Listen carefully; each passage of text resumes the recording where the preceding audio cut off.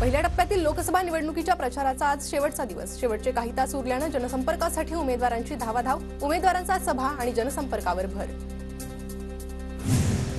उद्धव ठाकरे आज दुपारी सेना भवनात आढावा बैठक घेणार। बैठकीला ठाकरे गटाचे नेते उपस्थित राहणार। आज मुंबईत उपमुख्यमंत्री अजित पवारांच्या उपस्थितीत राष्ट्रवादीची बैठक। लोकसभा निवडणुकीच्या रणनीती संदर्भात चर्चा होण्याची शक्यता। इंदापुरात आज सकाळी अजित पवार आणि सुनेत्रा पवार डॉक्टरांशी संवाद साधणार। सुनेत्रा पवार आज पुरंदरमध्ये विविध ठिकाणी भेटीगाठी घेणार। शरद पवार प्रचारासाठी राज्याचा मॅरेथॉन दौरा करणार। शरद पवारांच्या राज्यभरात 22 दिवसात 50 सभा। 18 एप्रिल पासून बारामतीतून पवारांच्या सभांना सुरुवात। दिवसाला घेणार 3 ते 4 सभा। खासदार संजय राऊत आजपासून 2 दिवसांच्या अमरावती दौऱ्यावर। महाविकास आघाडीचे उमेदवार बळवंत वानखेडेंच्या प्रचारासाठी राऊतांची आज चांदूर बाजार येथे जाहीर सभा। पालघर लोकसभा मतदारसंघात भाजप उमेदवारासंदर्भात खोटं पत्र प्रसारित। भाजपच्या वतीनं मरीन ड्राईव्ह पोलीस ठाण्यात तक्रार दाखल। कल्याणमध्ये महायुतीच्या मेळाव्यानं प्रचाराचा प्रारंभ। भिवंडी लोकसभेचे उमेदवार कपिल पाटील यांच्या प्रचारासाठी मेळाव्याचं आयोजन। महायुतीमधील सर्व कार्यकर्ते मोठ्या प्रमाणात सहभागी।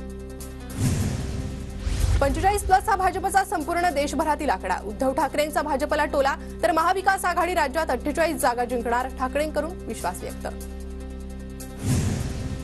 शिंदेंवर गंभीर आरोप करणाऱ्या भाजपच्या गणपत गायकवाडांची पत्नी ठाकरे गटाच्या प्रचारात। वैशाली दरेकरांच्या रॅलीत हजेरी। कल्याणमधील युती धर्मावर प्रश्नचिन्ह। कल्याणमध्ये संजय राऊतांकडून लोकसभेच्या उमेदवार वैशाली दरेकरांचा प्रचार। प्रचारावेळी राऊतांवर जेसीबीवरून फुलांचा वर्षाव। धाराशिवच्या महायुतीच्या उमेदवार अर्चना पाटलांनी भरला उमेदवारी अर्ज। 18 किंवा 19 तारखेला पुन्हा शक्ती प्रदर्शन करत अर्ज दाखल करणार। धाराशिवमध्ये शिंदे गटाचे माजी खासदार रवींद्र गायकवाड बंडाच्या तयारीत। गायकवाडांनी लोकसभेचे 4 उमेदवारी अर्ज खरेदी केले। अपक्ष उमेदवारी अर्ज भरणार असल्याची चर्चा। खासदार ओमराजे निंबाळकरांच्या सभेत आमदार कैलास पाटलांना चक्कर। कैलास पाटलांची प्रकृती स्थिर। ओमराजे निंबाळकरांनी भेट घेऊन प्रकृतीची विचारपूस केली। भाजपाच्या उमेदवार डॉक्टर हिना गावित 22 एप्रिलला उमेदवारी अर्ज दाखल करणार। उपमुख्यमंत्री देवेंद्र फडणवीस, भाजप प्रदेशाध्यक्ष बावनकुळे उपस्थित राहणार। 400 पारचा मोदींचा नारा। इंडिया आघाडीचे वाजवणार बारा। निवडणुकीत आम्ही वाजवणार इंडिया आघाडीचे बारा। रामदास आठवलेंचा कवितेतून इंडिया आघाडीवर निशाणा। जळगावातील रिंगणगाव आणि खर्ची गावातील शेकडो महिलांचा राष्ट्रवादी अजित पवार गटात प्रवेश। मंत्री अनिल पाटलांच्या हस्ते महिलांचा पक्षप्रवेश। निवडणुकांची रणधुमाळी सुरू असताना छत्तीसगडमध्ये नक्षलवाद्यांविरोधात मोठी कारवाई। कानकेरमध्ये 29 नक्षलवाद्यांना कंठस्नान। AK-47 बंदुकीसह मोठा शस्त्रसाठा जप्त। मराठा आरक्षण विरोधातील याचिकेवरील पुढील सुनावणी 13 जूनपर्यंत तहकूब। या दरम्यान शैक्षणिक प्रवेश, सरकारी नियुक्त्या अंतिम निर्णयाच्या अधीन असतील। उच्च न्यायालयाच्या पूर्णपीठाकडून स्पष्ट। राज्यात ऐन उन्हाळ्यात भारनियमनाचं संकट। पुण्यासह सातारा जिल्ह्यातील अनेक तालुक्यात शेतीसाठी होणाऱ्या वीज पुरवठ्यात कपात सुरू। मुंबईत 10 वर्षातील सर्वाधिक तापमानाची नोंद। मुंबईसह उपनगरात 39.7 अंश सेल्सिअस कमाल तापमानाची नोंद, तर ठाण्यात सरासरी 42 अंश सेल्सिअस तापमान नोंद। पालघरच्या विक्रमगडमध्ये उष्माघाताचा पहिला बळी। राज्यभरात उन्हाच्या तीव्रतेत वाढ। नागरिकांना काळजी घेण्याचं आवाहन। राज्यात गेल्या आठवड्यात अवकाळीमुळे विदर्भ, मराठवाड्यातील 82,264 हेक्टरवरील पिकांचं नुकसान। अकोला, अमरावती जिल्ह्यांमध्ये सर्वाधिक नासाडी।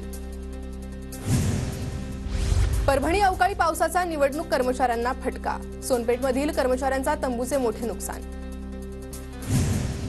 कल्याण, डोंबिवली, तळोजा, उल्हासनगरचा पाणीपुरवठा उद्या 24 तास बंद। जांभूळ जलशुद्धीकरण केंद्र आणि 12वी जलवाहिनीची देखभाल दुरुस्तीसाठी काम हाती घेतलं। पावसाच्या खंडामुळे तुरीचं पीक घटलं। परभणीत आवक कमी असल्यानं तुरीला विक्रमी 11,500 रुपये इतका दर। नाशिकच्या मालेगावात करणी सेनेच्या बैठकीत भाजप कार्यकर्त्यांचा राडा। सुभाष भामरेंविरोधात बैठक घेतल्याचा आरोप करत बैठक उधळण्याचा भाजप कार्यकर्त्यांचा प्रयत्न। अहमदनगरच्या शिर्डी महामार्गावर चांदेकसारे शिवारात अपघात। साई पालखीतील 3 ते 4 महिलांना दुचाकीस्वाराची धडक। रामनवमीला विशेष खबरदारी घ्या। मुंबईत विशेषतः मालाड मालवणीत कायदा सुव्यवस्था राखा। उच्च न्यायालयाचे राज्य सरकारसह पोलिसांना आदेश। राजकीय वरदहस्त वापरून मोक्याच्या नियुक्त्या मिळवणाऱ्या म्हाडा अधिकाऱ्यांची मक्तेदारी संपवण्यासाठी नवं धोरण येणार, गृहनिर्माण विभागांची सूत्रांची माहिती.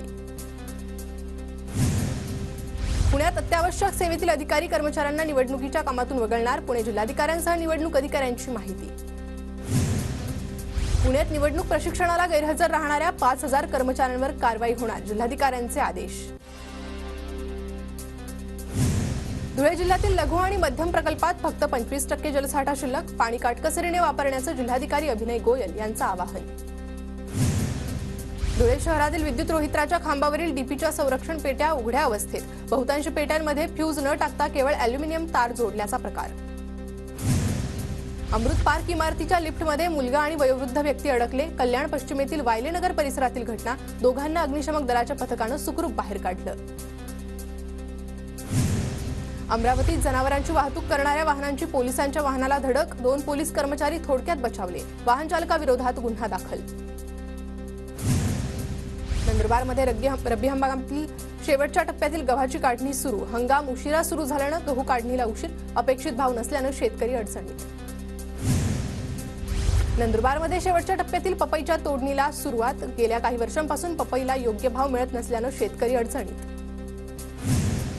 नंदुरबारमध्ये अवकाळी पावसामुळे नुकसान झालेल्या क्षेत्राचे पंचनामे पूर्ण, शेतकऱ्यांना तातडीने मदत मिळणार, मंत्री डॉक्टर विजयकुमार गावित यांची माहिती.